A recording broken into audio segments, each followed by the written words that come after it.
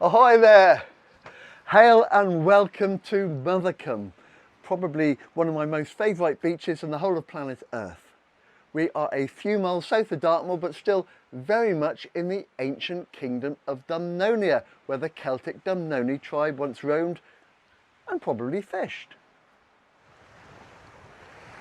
I'm River Oak and I'm a druid of these parts, and it's time to roll up our trousers and paddle around to the next festival in the Pagan Wheel of the year. Now, if you've been journeying with us, well, you've got about 3 minutes now to have a quick cup of tea. But if not, I'll show you a very short video that explains what we're all about. So, just to recap before we start, a lightning tour of the Wheel of the Year. This is a cycle of 8 celebrations, each around 6 weeks apart, and it melds together the 4 major solar events of the year, that's the solstices and the equinoxes, with 4 ancient agricultural celebrations, each of which mark a really key time in the old North European farming calendar. And we kick off in the 12 o'clock position at Yule. Yule is the winter solstice. It's the longest night and the shortest day of the year. By Imbolc, it's still kind of chilly, but we're seeing the first signs of spring, maybe the occasional snowdrop. In the 3 o'clock position, the spring equinox, when night and day are in equipoise. That is Ostara. It's also called Alban in the Druid tradition. And now we're really beginning to get a feel for spring, aren't we? And there's wonderful things are happening, particularly hares laying eggs. If you want to find out more about that, you'll have to keep watching. Next up comes Beltane. Oh, blissful Beltane, a time of bonfires and bonking, when we're going to embrace each other and the F word, fertility. Well, whatever did you think I was going to say?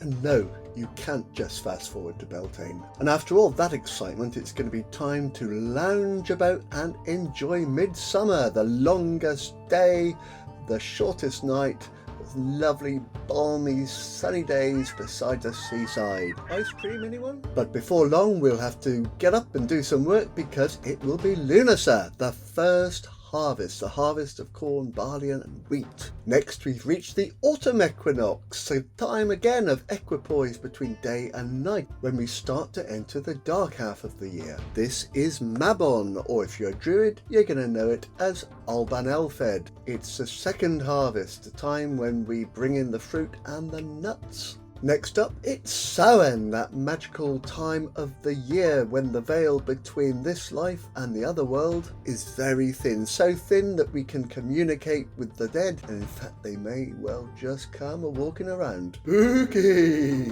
And then we're back where we started. We are back at midwinter, the winter solstice. It's Yule again. So welcome to Litha. Now that's not Lisa with a lisp, but if you are called Lisa, you are of course very, very welcome. Yes, for many pagans this is the festival of Litha, which is likely derived from the Old English words lithe or leith, meaning mild, calm and gentle, the most pleasant time of the year. To Druids, this is Alban Hefin, which means both the light of summer and the light of the shore. And that's why we're here. For Druids not only love to be beside the seaside, but they love to be in liminal places, places between realms. And on the seashore, well, we can just thrill in the meeting of the realm of sky, the realm of sea, and the realm of earth. And on a glorious day like today, we can really sense the energy of all 5 elements. Up above us in the sky, we have the fire that is the sun. We have the air, and there's plenty of that blowing around right now. We have the pulsing energy of the ocean, that's the element of water, and between our toes, the tingle of sand, which is of course the earth element. And that brings us to element number 5. It's called Nuivre, and I guess in many ways it is the element that binds all the other elements together. It's roughly equivalent to Qi in China, or prana in India. So what exactly is Nuivra? Well, apart from being one of those old Welsh words that, if you're English, looks nothing like it's spoken and is quite hard to get your choppers around, Nuivra means air. It means the atmosphere, it means the firmament of the heavens, and it means the ether. And to Druids, it is the essential life force that connects all of creation. It connects all beings, whether they are clearly animate or appear at least to be inanimate, a bit like this stone. It connects us all in this wonderful worldwide web of existences. And Nuivra connects us to the divine. It also connects us to the land, and it connects us to our ancestors. And not only does it do all these things, but it energizes us, it empowers us, it vitalizes us. So as you can see, it's quite a complicated concept. So if you're the sort of person who likes a single line definition, well, here it is. And of course, this is the summer solstice, when the sun is at its highest and appears to stand still in the sky before changing direction. Yes, this is a blend, or to be dead clever, a portmanteau, of two Latin words, sol meaning sun and sister meaning stand still. It's the longest day of the year, and by an amazing coincidence, it's also the shortest night. Now you may well ask if the summer solstice is the same as midsummer. Well, no, it isn't quite, but we'll come back to that later. Because for now, we are going to start to explore the history of this great celebration of light. And what better place to start than Stonehenge? Indeed, and for most people, the summer solstice is all about grey-bearded geezers in white dresses, blowing ram's horns at sunrise. It's the mind picture that most people have if you tell them you're a Druid. Yes, but surely the summer solstice was celebrated long before the first Druid slipped on his sandals and quaffed some mead with his muesli. It was, and how do we know? Why, through subtle little clues like Stonehenge, of course. Built around 5,000 years ago, this iconic monument frames the golden orb of the sun god as he rises in his prime at this solstice. Beyond the main circle lies a humongous hailstone which casts a shadow into a central horseshoe of trilithons. For some, this represents the sun god fertilizing the earth goddess, a concept that is mirrored in Fajada Butte, New Mexico, where, at the solstice, a dagger of sunlight appears to penetrate a spiral petroglyph. And at the Mayan temple of Kukulkan, a feathered serpent appears to descend at the summer solstice, signifying the connection between the sky and the land. Well, back to the present day and back to Blighty, we have arrived at Avebury, a mere giant stone throw from the Stonehenge solstice throng. Here you will find the largest megalithic stone circle in the whole world and a rather more mellow solstice celebration, man. And there are no shortages of other megaliths marking the zenith of the sun's strength, notably at Callanish in the Outer Hebrides and the Ring of Brodgall on Orkney. So in what other ways was midsummer celebrated? Well, with fire, of course. You know us pagans, any excuse for a blazing bonfire. And after all, this is the festival of heat and light in abundance. And I guess now is as good a time as any to discuss the difference between the summer solstice and midsummer. Well, the summer solstice is a precise astronomical event which typically occurs around the 20th to the 21st of June. But midsummer traditionally refers to a period following this, a time of feasting and fun, a mini break in the agricultural year ahead of the hard graft of the harvest.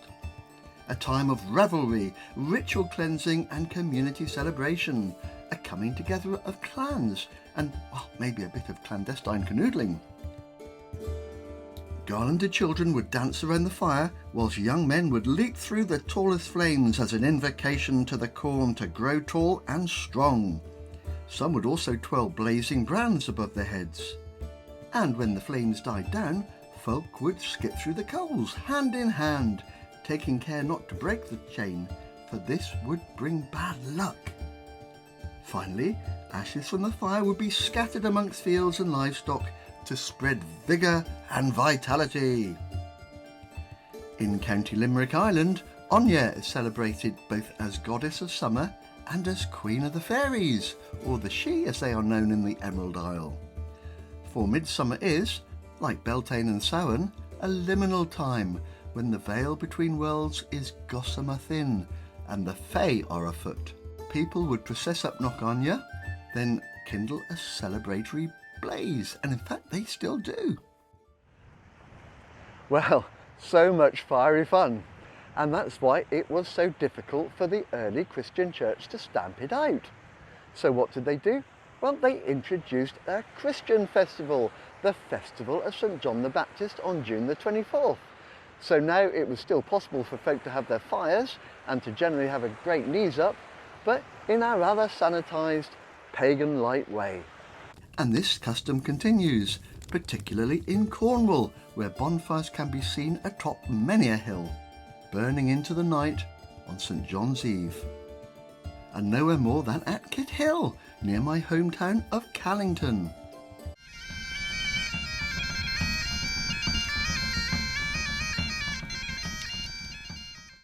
Another flaming tradition is to roll a burning wheel down a steep hill.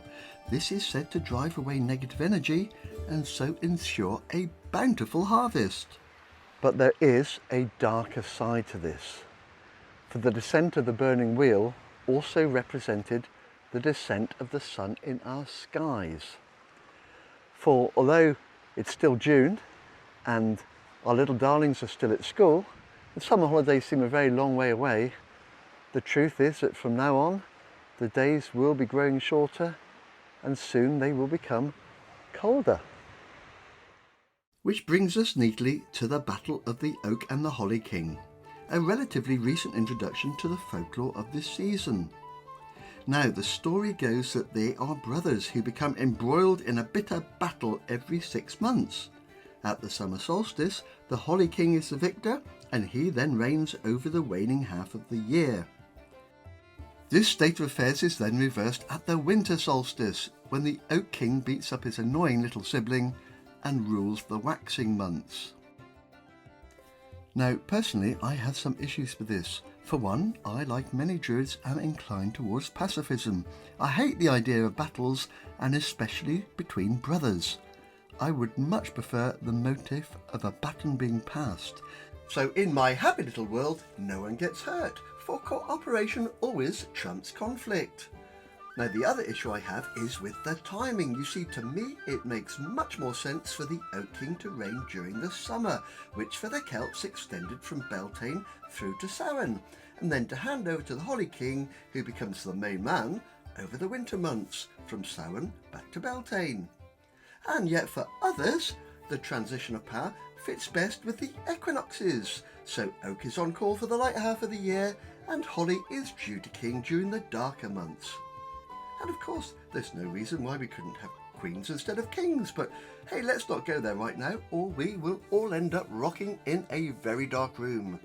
Yes, TBH, this can all become a little bit complex, and much more than it ought to be. But I guess the meaty message that we can tease out of this sovereignty spaghetti, tofu if you're vegetarian, is that nothing is forever. For we exist in a universe of cycles, cycles within cycles, the sun cycles, seasonal cycles, moon cycles, menstrual cycles, tides, and life itself. Whenever there is a flow, there must be an ebb. All that waxes must someday wane, for that is how the balance is maintained. When light and life are at their peak, the shadow of darkness, decay and death are ready to creep in. Ready or not, here I come. But hey, that's not a cause to despair, for you see, this too shall pass. At midwinter, the Oak King will be reborn, and come summer, he will regain his throne. You see, there is always new life after death. So there's absolutely no reason to reach for the antidepressants. But back in the days of yore, that's exactly what people did. St. John's wort, to be precise. Yes, this mood-elevating plant was the first magical herb to be picked on St. John's Eve. Its yellow flowers were felt to represent sun and light, and so were believed to ward off evil spirits. It was burned on midsummer bonfires, added to charm bags, and worn around the neck for protection. Vervain, elderberries and yarrow were also hung about the house for the very same reason. Lovely. Well, exactly what can we do to celebrate Alban Hefin, the summer solstice, midsummer? Well, I suggest that there's a great time to tap into that enormous surge of energy that floods through the natural world at this time of year. And so, my friends, live life to the full, relax, rejoice in the moment, count your blessings, savour the profound pleasure of simply being alive, right here, right now, in this very moment. Have an ice cream, have a feast, have a beach bonfire, then glory in its golden glow. Make love and music long into the night, this shortest of nights. Now, I'll be back again at the very beginning of August when we'll be celebrating the first harvest, Lunasa. And that will be a particularly bad day at the office for poor John Barleycorn, but I guarantee there will be lashings of flowing ale. But for now, I do have a date with a certain Anya, who, by the way, is also said to be a mermaid. Coming, darling! So, from a very, very beautiful mothercombe, I'll bid you a midsummer hail and farewell.